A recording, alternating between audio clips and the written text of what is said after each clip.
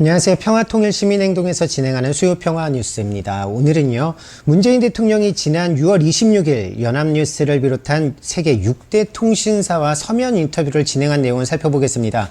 지난 주말 북미 정상회담으로 장밋빛 전망이 굉장히 많은데요. 그건 북미 관계고 남북 관계는 먹구름만 잔뜩 끼지 않았나 생각됩니다. 이 먹구름 쉽게 가시지 않을 것임을 분명 문재인 대통령의 인터뷰에서 다시 한번 확인할 수 있었습니다. 인터뷰 내용이 무엇인지 또 무엇이 문제인지 저와 함께 살펴보시죠. 첫 번째는요, 지금까지의 북미 교착 국면을 미국이 대화 제안을 했음에도 불구하고 북한이 대화의 장에 나오지 않았기 때문에 생긴 것으로 보고 김정은 위원장에게 유연성 있는 결단과 조기 대화에 복귀할 것을 촉구하고 있습니다. 그런데 지난 2월 말 하노이 회담이 아무 합의 없이 끝난 이유를 다시 한번 복귀해 볼 필요가 있을 것 같은데요.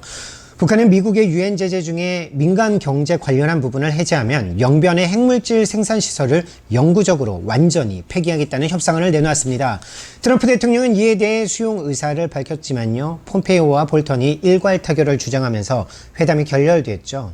미국은 북한이 최종적이고 완전히 검증된 비핵화를 해야만 유엔 제재를 해제할 수 있다는 방식이었습니다. 이에 대해 김정은 국무위원장은 4월 12일에 발표한 시정연설에서 이렇게 얘기합니다.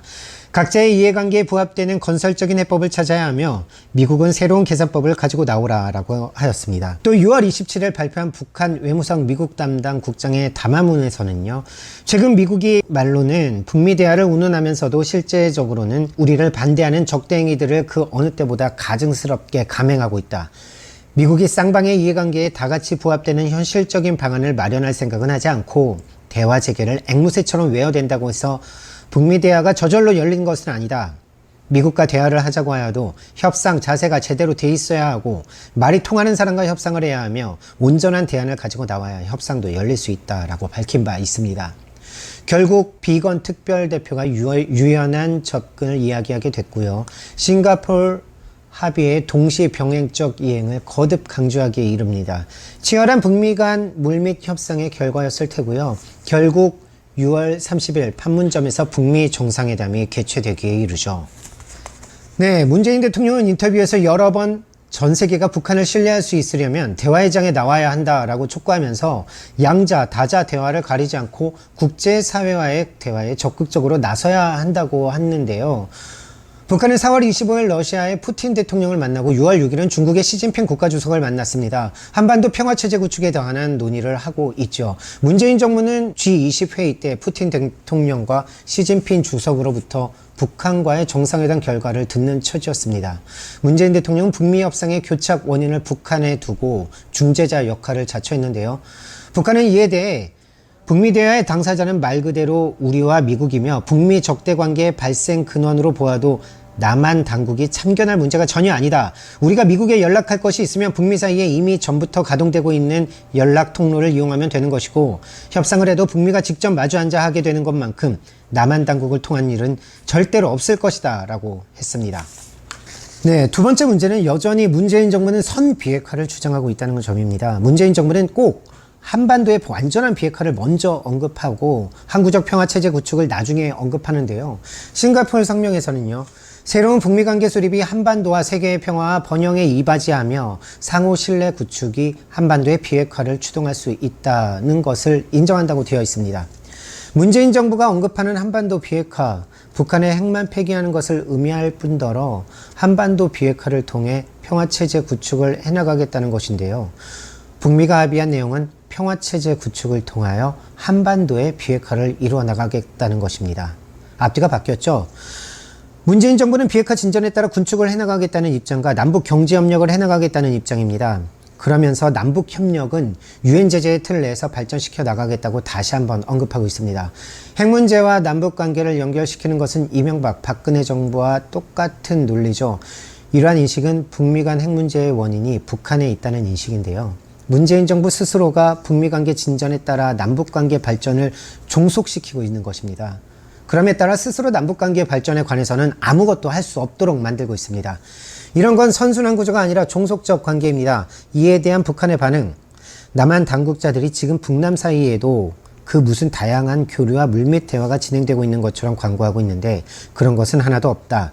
남한 당국은 제 집의 일이나 똑바로 챙기는 것이 좋을 것이다 라는 것이었습니다. 네, 마지막 문제는요, 북한의 안전보장에 대한 언급인데요. 문재인 대통령은 북한은 핵을 포기하면 안전과 밝은 미래를 보장할 것이라는 국제사회의 약속을 신뢰해야 한다고 했는데요.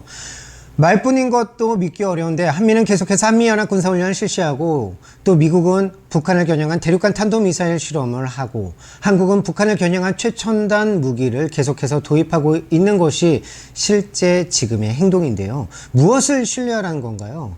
게다가 문재인 대통령은요, 자신이 김정은 위원장을 만나봐서 아는데 김 위원장은 한미동맹이나 주한미군 철수 등을 비핵화와 연계시켜 말한 적이 없다며 평화체제 협상과 한미동맹, 주한미군 문제는 별개의 문제라고 이야기하고 있습니다. 물론 문재인 대통령은 평화협정 이후에도 한미동맹과 주한미군을 유지할 것을 누차에 걸쳐 밝히기도 했죠. 그러나 북한에 대한 안전보장은 미국이 북한에 가하고 있는 군사적 적대 행위를 거두겠다는 것이고 이를 위한 협상에서 한미동맹과 주한미군은 북미 협상 테이블에 올라올 수밖에 없습니다. 안전보장 내용에는 전략무기 한반도 내 반입 금지와 한미연합 군사훈련 중단을 포함해서 반드시 군사적인 문제가 협상 의제가 됩니다. 경제적인 문제가 아니라는 것이죠. 문재인 대통령은 안전보장에 대해 미국이 무엇을 할 것인지 물어보고 또 한국 정부의 입장을 내와야 합니다. 중국도 러시아도 한반도 평화체제 구축에 적극 역할을 하겠다며 방안을 내놓고 있는데요. 한국 정부도 미국이 무엇을 해야 하는지 당연히 요구해야겠죠. 북미 간 협상이 다시 가시화되면서 한반도 평화체제 구축을 위한 협상은 다시 정상 궤도에 오를 것이라고 봅니다. 문재인 정부가 있어야 할 자리는 북미 협상 테이블 언저리가 아니라 북한은 미국과 협상할 일이 있으면 미국과 직접 하겠다 하지 않았습니까? 문재인 정부가 있어야 할 자리는 남북관계 테이블입니다.